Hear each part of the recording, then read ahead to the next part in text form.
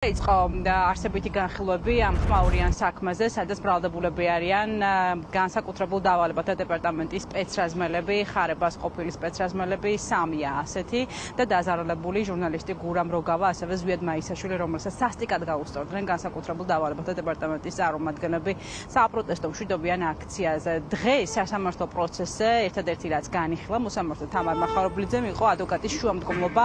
ბრალდებულების ადვოკატი ითხოვდა, რომ გადაესინჯათ აღკვეთის ღონისძიების ფორმა 2 თვეა გასული, მას შემდეგ რაც ხელმორკილი დაადეს სპეცრაზმელებს, შესაბამისად ადვოკატმა პროცედურების თანახმად მოითხოვა, რომ ისინი გათავისუფლებულიყვნენ სასამართლოს ხმელთა დარბაზიდან გამომდინარე იქიდან, რომ ამ დრომდე ჯერჯერობით პროკურატურამ არსებითი რეალური მტკიცებულება მათ წინააღმდეგ ვერ წარმოადგინა. თუმცა მოსამართლემ ეს მოთხოვნა არ დაადასტურა. კიდევ ერთი გარემოება, რომელიც დღეს გამოიკვეთა, უკვე მეორედ არ მიეცა შესაძლებლობა სასტიკად ნაცემ ზვიად მაისაშვილს, რომ დასწრებოდა სასამართლოს ხდომას და საკუთარი ყურით მოესმინა, რას იტყოდნენ სპეცრაზმელები მის თავდასხმაში, ცემაში მონაწილე სპეცრაზმელები სასამართლოს ხდომაზე. ეს გარემოება, როგორც მოსამართლემ, ასევე პროკურორმა ახსნა იმით, რომ ზვიად მაისაშვილი არის მოწმე ამავდროულად ამ საქმეზე, დაზარალებული, პარალელურად მოწმე, ის უნდა გამოიკითხოს მისცემასთან დაკავშირებით, შესაბამისად, მას შემდეგ მიეცემა შესაძლებლობა პროცესებზე დასწრების, რაც ჩვენებას მიცემს უკვე სასამართლოს. ამის შესახებ, რაც ყველაზე მნიშვნელოვანია, დღეს შეიტყო პირველად ზვიად მაისაშვილმა, ნაცემმა ადამიანმა, რომ ის უნდა გამოკითხონ მისცემასთან დაკავშირებით, როდესაც ის იყო უგონო მდგომარეობაში, მას ურტყავდნენ წიხლებს სპეცრაზმელები, რა ვითარება იყო ამ დროს. ეს კითხვები ექნება დიდი ალბათობით მასთან სასამართლოს. ნუსხაში ვიყავი, აქამდე ვიყავი როგორც დაზარალებული, ესეთი მოვახერხე დასწრება სასამართლოს სანამ დაიწყებოდა უშუალოდ არსებითი განხილვა. იმის მე რაც დაიწყო არსებითი განხილვა, ჯერჯერობით ვერ მოვახერხე ერთ-ერთ ჯერზე დასწრება.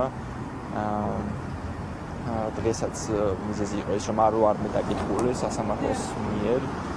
შესაბამისად, არც ის ვიცი, როდის დავიკითხები. გამოძიების ეტაპზე მე გამოვიკითხე, ჯერ კიდევ მაშინ საავადმყოფოში ვიყავი, მაშინ ამერიკა გამოძიებელმა აიღო ჩემგან ჩვენება, აიღეს გაზომეს რამხელა დაზიანებები მქონდა, ყველაფერი უნდა ყოფილიყო საქმე უკვე აღწრული, ჩემი ჩვენებაც არის მიცემული. ერთადერთი იყო რაც დღეს მოახერხე, იყო რომ უბრალოდ შორიდან შევიხედე და დავინახე ეს ორი ბრალდებული ადამიანი. ხო არანაირი ახლა სიახლე არანაირი არ არის სამეთ. ამი პირი არის მიცემული სასამართლოს პასუხისმგებაში. სასამართლომ საკუთარი ინიციატივით გადასინჯა საკითხი, უნდა დარჩენილიყვნენ თუ არა ბრალდებულები პატიმრობაში.